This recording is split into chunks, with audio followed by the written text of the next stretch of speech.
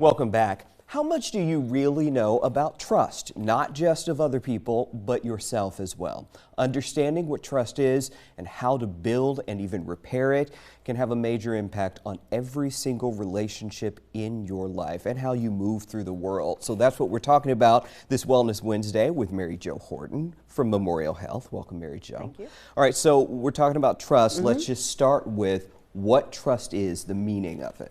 So it's really about the core of safety. Yeah. A core of honesty and a sense of being able to rely on those things to be true. Okay, and so we've all had trust broken Yes. before. I think that's a universal experience to varying degrees.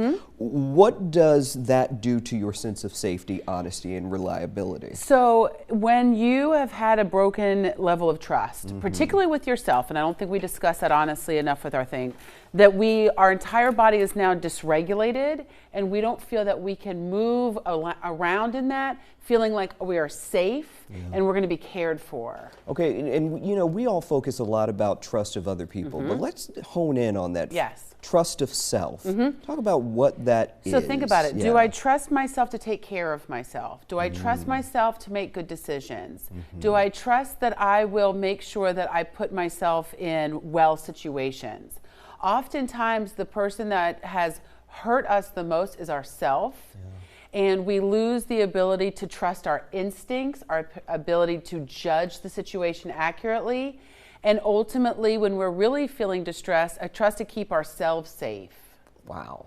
And so that can impact your trust in self, really then can impact your trust in other people, because if you can't trust yourself, you're not going to trust anybody else. If I don't feel that I can judge situations accurately, then how am I supposed to know that the person that I'm engaging in any sort of communication relationship with, that I've judged that accurately? So then when you look at jealousy, when you look at mistrust issues, when you look at miscommunication, arguments, if it comes from the sense of I don't know if I can trust, now we're starting off at a point that we're not connecting. Yeah, because you make friends, you go into a relationship, and you're like, well, I have a bad history with this, so it's probably not going to end up. Or people will say, you know what, I don't trust people, so the moment they hurt me, I cut them off and isolate myself. Ooh, okay, speaking of isolation, you say a lack of trust really is connected with intense loneliness. Intense loneliness. Let's think about what loneliness is. Yeah. It's not about people being near us.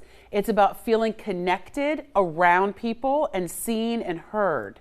Because you can be lonely in a crowd. You can be lonely with somebody who you're supposed to be in a relationship with. Oh, yeah. You sitting on the couch just being lonely. I find that that's the worst kind of suffering. Okay, all right. So let's talk about how you can build and even repair trust. Yes. All right, so one of your first points here is when you have broken trust with yourself, the process of forgiveness is powerful. So forgiveness is a process. It's not a one-time gig. Yeah. Being able to look in the mirror and say, you know what, I've done this to myself. I've deserved better. I know that. I love you. I'm sorry to self is really powerful. All right, vulnerability. So challenging yourself to be vulnerable is necessary in repairing trust in yourself and with others? So here's the hard part. Yeah. When trust has been broken and you've been hurt, trust can't be rebuilt without two people.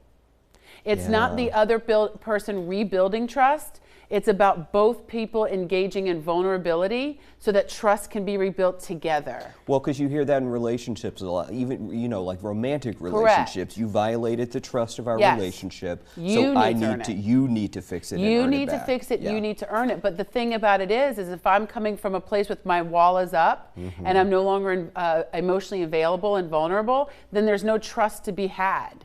All right, so being able to remember that bonds can be strengthened over time is critical to So this. we want to make good decisions about when to terminate relationships with other people, absolutely. But I caution doing it out of fear. Relationships do have their times that things need to be repaired. Life is a process. We can repair, and we can repair in a way in which we're closer, we're stronger.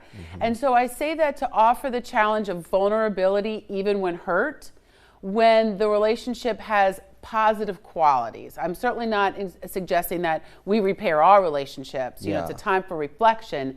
But we want to make those decisions from a place of secure love and not fear. Yeah, because I was sitting here thinking a very complex question is, how do you know when it's just irreparable. So we go back and we do some work on ourselves. We reflect, we care for ourselves, and we don't make those decisions from a place of anger. If it's a fear-based response of, you know, I'm going to cut you off or I'm just going to forgive and forget, if it's coming from a place of fear, it's probably not coming from a place of healthy connection. Got it. All right, Mary Jo, as always, thank you so much. You can catch this segment, any of our Wellness Wednesday segments at WSAV.com/Wellness Wednesday. Tina?